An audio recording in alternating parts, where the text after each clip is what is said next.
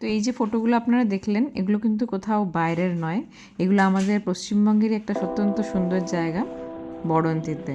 বাবু, আমরা কোথায় যাচ্ছি?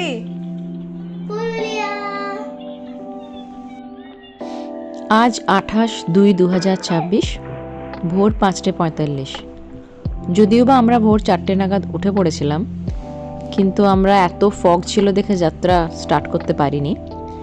কিছুক্ষণ ওয়েট করার পরে আমরা 5:45-এ স্টার্ট করলাম, নিউ টাউন কলকাতা থেকে পুরুলিয়ার বড়ন্তির উদ্দেশ্যে। মানে এ যাবৎকাল যে কদিন ভোরবেলা উঠেছিলাম, ওই ম্যারাথন হোক বা বাইরে যাওয়ার জন্যই হোক, যদিও বা কম দিন, এত ফগ রাস্তায় সত্যিই দেখিনি। তো মানে যদি আমরা 5টার সময় স্টার্ট করতাম, হয়তো সুবিধে করতে পারতাম না। 5:45-এ বেরিয়েও যে পরিমাণ ফগ ছিল, গাড়ি আস্তে আস্তেই চালাতে হয়েছিল। তো এভাবে ধীরে ধীরে যখন সূর্য উঠল, ফগটা কেটে গেল, যাত্রাটা অনেকটা স্পিডে স্টার্ট হলো। ভোর ভোর শুরু করার কারণই ছিল যাতে আমরা বেশ 11টা 11:30টার মধ্যে পৌঁছে যাই ওখানে, আর একটু রেস্ট ফেস্ট নিয়ে লাঞ্চ ফাঞ্চ করে বিকেলের দিকে বেরিয়ে যাতে বড়ন্তির সানসেটটা দেখতে পাই। বড়ন্তির সানসেটটা একটা সত্যিই অন্যতম পাওনা, এবং অনেকের মুখে শুনেছিলাম যে পুরুলিয়ার অনেক দেখা ঘোরার জায়গা থাকলেও বড়ন্তিতে নাকি একবার এসে সানসেটটা দেখা অবশ্যই উচিত। তো সেই মতোই প্ল্যান করে আমরা রওনা হলাম একটা শর্ট ট্রিপ পুরুলিয়ার বড়ন্তি আর অযোধ্যার জন্য। ধীরে ধীরে এক এক করে পেরিয়ে গেল নিবেদিতা সেতু, তারপর এক এক করে 3টে টোল পড়ে, পালশির টোল আর বাকি দুটো টোল ঠিক আমার মনে নেই। বাট এবারে আমরা একটা ভুল করে ফেলেছিলাম, পুরনো ট্যাগটা যেহেতু সরানো হয়নি, কোনোভাবে ওই ট্যাগটা নিচ্ছিল না, ওখানে আমাদেরকে ক্যাশে পেনাল্টিতে পে করতে হলো। পরে দেখলাম আবার বাজাজ ফাস্ট্যাগ থেকে কেটেও গেছে। যাই হোক, তারপরে আমরা গাড়িকে সাইডে দাঁড় করিয়ে পুরনো ট্যাগটা আলটিমেটলি রিমুভ করলাম যাতে মিস্টেকটা না হয়। আচ্ছা, এখানে আমার হাজব্যান্ড একটা প্রো টিপ শেয়ার করলো যে এবারে XP100 ফুয়েল ভরেছিল বলে ওর কিন্তু মাইলেজ বেশ খানিকটা বেশি দিয়েছে। তো আপনারা যারা এইভাবে ট্রাভেল করেন গাড়িতে, সেক্ষেত্রে কিন্তু XP100 ফুয়েলটা ইউজ করে দেখতে পারেন, মাইলেজ বেশি আসলেও আসতে পারে।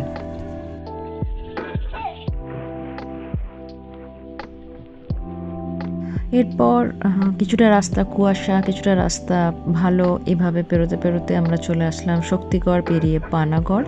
অন্যবার পানাগড়ের আগেই শক্তিগড়ে আমরা ব্রেকফাস্ট ব্রেকটা নিই, বাট এবারে আমরা আরেকটু এগিয়ে পানাগড়ের একটা রেস্টুরেন্টের সামনে নিলাম ব্রেকফাস্টে। ওই চা, ব্রেড, আর হ্যাঁ, আনহেলদি স্ন্যাক্স বলতে সমোসা, মিষ্টি এসব খাওয়া হয়েই গেল। তারপর আমরা আবার শুরু করলাম আমাদের জার্নি, এবং এক এক করে এক একটা জায়গা পেরিয়ে গেলাম। রানীগঞ্জ, দুর্গাপুর আগে, তারপর রানীগঞ্জ, আসানসোল যেতে লাগেনি আজকে। রানীগঞ্জ পেরিয়ে আমরা আসলাম বড়ন্তির দিকে।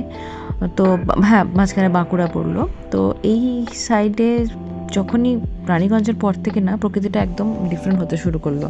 দুপাশে গাছ বেড়ে গেল, আর গ্রামীণ একটা ছোঁয়া, যেখানে একেবারেই মানে শহর এবং বড় বড় ফ্ল্যাট বাড়ি এসব কিছু ছিল না, এবং খুব ভালো লাগছিলো। এত সুদিং, কাম আর রিল্যাক্সিং ভাইব ছিল, আর বসন্তের বাতাসটা তো গায়ে লাগছিলই। বেশ একটা সুন্দর রোড ট্রিপের দিকে যেতে যেতে আমরা গন্তব্যের দিকে যাচ্ছি, এটা ভাবতেই ভালো লাগছিল। এবং আমরা অলমোস্ট কাছাকাছি চলে এসেছি, দূরের পাহাড়গুলোই জানান দিচ্ছে আর একটুখানি পথ।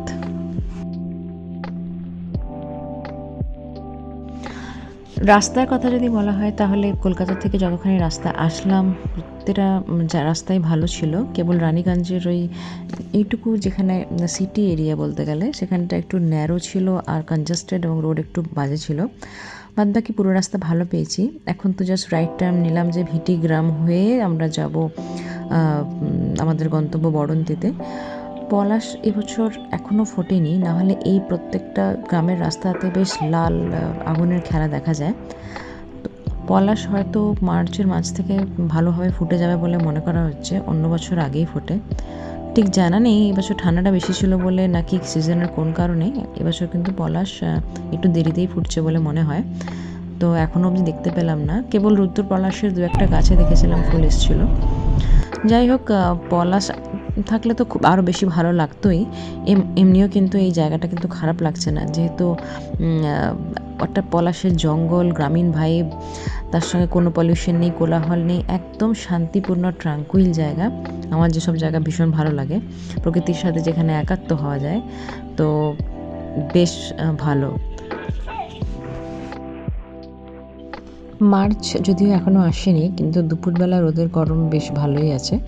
আমার মতে যদি এদিকে ঘুরতে আসা হয় তাহলে 12টা থেকে 4টা পর্যন্ত ঘরের মধ্যেই রেস্ট করা ভালো, বাইরে না বেরোনোই ভালো। এবং 4টের পরে ওয়েদার প্লেজেন্ট হয়ে যায়, তো তারপর সুন্দর বেরোনো যাবে। এবার আমরা বড়ন্তির গ্রামের মধ্যে দিয়ে গিয়ে আস্তে আস্তে বেরোবো, লেকের ধারে উঠবো। লেকটা একদম গ্রামের পেছনে, অনেক বড় একটা লেক। এবার চলে এসেছি লেক এরিয়ার কাছে। প্রথম যে হোটেলটা চোখে পড়বে কল্যাণ লেক রিসর্ট। এখানে বুকিং পাইনি, এই হোটেলটাও যথেষ্ট পপুলার। হোটেল এখানে কম রয়েছে, তাই এখানে আসতে হলে আগে ব্যবস্থা করে আসাই ভালো, তবে এখন হচ্ছে। আচ্ছা, রাস্তা এখানে একটু খারাপ ছিল, কারণ এখানে রাস্তার কাজ চলছে, তো দেখলেই বোঝা যাচ্ছে যে রাস্তা এখানে ততটা ভালো না যেরকম আগে দেখে আসলাম। তো বাট হ্যাঁ, খুব অসুবিধাও হবে না, স্পেশালি এই সিজনে, যেহেতু বর্ষাকালে হয়তো অসুবিধা হলেও হতে পারে। এখন কোনো অসুবিধা আমাদেরকে পেতে হয়নি। এরপর এখানে আশেপাশে দেখলাম ছোটো ছোটো রিসর্ট তৈরি হচ্ছে আরও। আমরাও পেয়েছি অনেক ভেতরের দিকে একটা রিসর্ট, পলাশকুঞ্জ রিসর্ট। দেখাবো রিসর্টের ভিউ। ঠিক এরকম জায়গায় এসে মনে হলো ছবি তুলি, দাঁড়িয়ে পড়ি এবং জায়গাটার বিউটিটাকে অ্যাডমায়ার করি।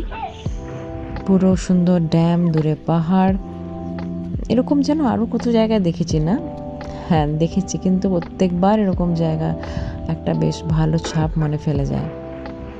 পাত্রাতুর লেক, আরও অনেক ড্যাম আছে যেগুলো অনেকটা সিমিলার, যেখানে মুকুটমণিপুর ড্যাম, আরও অনেক ড্যাম আছে যেখানে দূরে পাহাড়ের সাথে এই ড্যামগুলোকে দেখতে বেশ ভালো লাগে। কিন্তু প্রত্যেকবারই প্রত্যেকটা জায়গার তার একটা নিজস্বতার ছোঁয়া থাকে, যেটা কিনা বড়ন্তির মধ্যেও ছিল। এবার আমরা রাইট সাইড নেব, বড়ন্তি ড্যামটা রকেটের ওপর দিয়ে যাব। আর এই রাস্তাটা ধরেই অনেকটা বরাবর, কিলোমিটার বরাবর সন্ধেবেলায় ভিড় থাকে সানসেট দেখার জন্য, যেটা আমরাও দেখতে আসবো। এখন গন্তব্য হোটেল।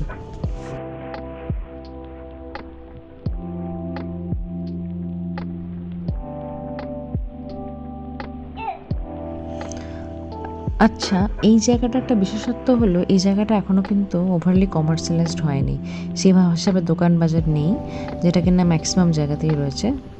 তো ওই জন্য এই জায়গাটা আমার আরও বেশি ভালো লেগেছিল। আচ্ছা, হোটেল ঢুকে পড়েছি, ওখানে পার্ক করা হয়েছে আমাদের গাড়ি। বলছে পলাশকুঞ্জ রিসর্ট, যদি ওটাকে রিসর্ট বলাটা ঠিক হবে না, একটা ভালো হোটেল বলা যায়। বাট ভিউটা ছিল খাসা, চারপাশে ধুধু চাষের জমি, হয়তো বর্ষাকালে আসলে এগুলোতে ধান দেখতে পাওয়া যাবে।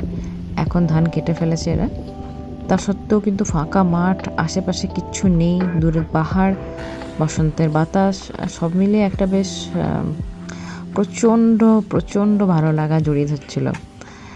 আর এইখান থেকে আমি যতটাই ভিউ দেখাই না কেন, সেটা কিন্তু সত্যি জাস্টিস করবে না। নিজে আসলে যে ভালো লাগাটা কাজ করবে, এই জায়গাটার বিউটিটা যতটা ভালো লাগবে এবং তার সাথে এখানকার পরিবেশটা, সেটা সত্যিই ফটোয় ধরা সম্ভব নয়।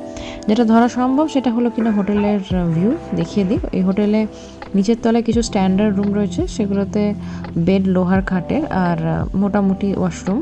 আর যেগুলো ফার্স্ট ফ্লোর সেগুলো ডিলাক্স রুম, আমাদের একটা ডিলাক্স রুমই আছে। আর হোটেলটাতে ভালোই ভিড় থাকে সারা বছর, যেহেতু এটা বাজেট ফ্রেন্ডলি হোটেল।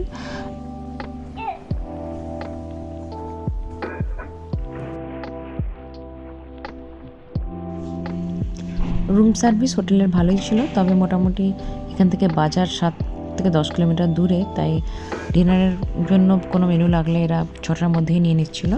6টার পরে এমনিতেও প্রেমাইসেসের বাইরে যাওয়া বারণ।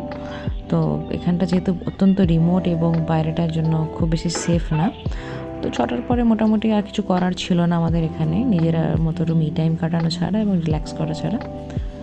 তো হোটেলটা আমি দেখিয়ে দিলাম ভিউ। পেছনে একটা ছোট্ট জায়গা ছিল যেখানে হাঁস, মুরগি, নতুন পায়রা, খরগোশ এসব রাখা ছিল, ওটা ভিডিও দেখাতাম গেল না। এরপর আমি দেখাতে পারি যেটা আমাদের রিল্যাক্স রুম ছিল সেটা কেমন ছিল। তো সিঁড়ি দিয়ে উঠতে হবে, লিফটের ব্যবস্থা নেই, তবে অনলি ফার্স্ট ফ্লোরটাই ফাংশনাল, বাকি দুটো ফ্লোর বললেও ফাংশনাল না। এটা লবি এরিয়া। আচ্ছা, ওখানে যাওয়ার আগে প্রথমে বারান্দার থেকে যে ভিউটা দেখা যায় সেটা আগে দেখিয়ে নিই। আমাদের রুমটা ছিল ফার্স্ট রুম, তো আমি এবার ব্যাক করে এসে দেখাবো। এই যে ভিউ,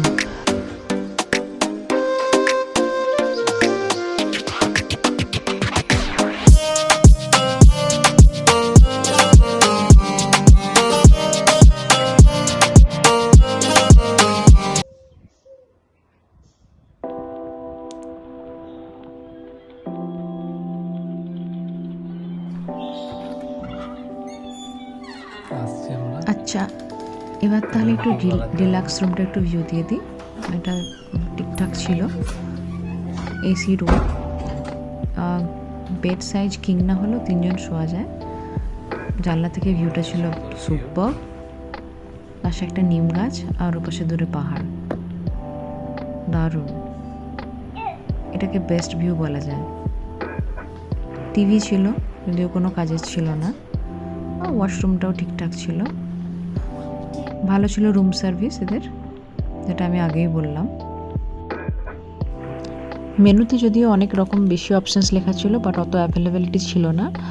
আমরা লাঞ্চের জন্য চিকেন থালি আর ভেজ থালি অর্ডার দিলাম, আর তারপরে জম্পেশ 2 ঘন্টার ঘুম দিয়ে সন্ধ্যাবেলায় বেরোলাম, যে ঠিক যার জন্য আসা বড়ন্তির সানসেট।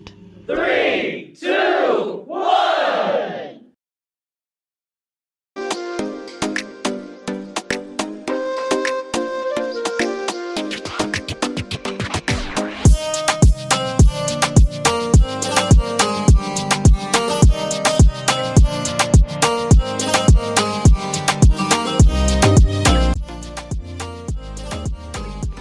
প্রকৃতির এই এমন অসাধারণ রূপের খেয়ালে আমরা না মন্ত্রমুগ্ধ হয়ে গেছিলাম, আর 3 জনেই বেশ খানিকক্ষণ চুপচাপ বসে এখানে এনজয় করছিলাম। আর এই জন্যে আমার মনে হয় এই রূপটা খালি চোখে দেখাই ভালো, এই বর্ণনা করতে যাওয়ার চেষ্টা না করাই ভালো। পৃথিবীতে আমি অনেক জায়গায় ভালো সানসেট দেখেছি, কিন্তু তার মধ্যে বড়ন্তির এই সানসেট অন্যতম হয়ে থাকবে।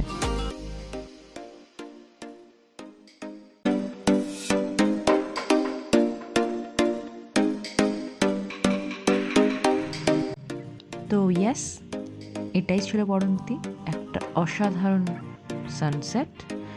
অফকোর্স সানরাইজটাও ভালো হতে পারে কাল যদি উঠে দেখতে পারি। আর অসম্ভব সুন্দর প্রকৃতি, অক্সিজেনের ভান্ডার, রিল্যাক্সিং ভাইব। কাল যাবো অযোধ্যা, থাকবো হিলটপে মাঠা রিসর্ট। আজকের মতো এখানে, গুড নাইট।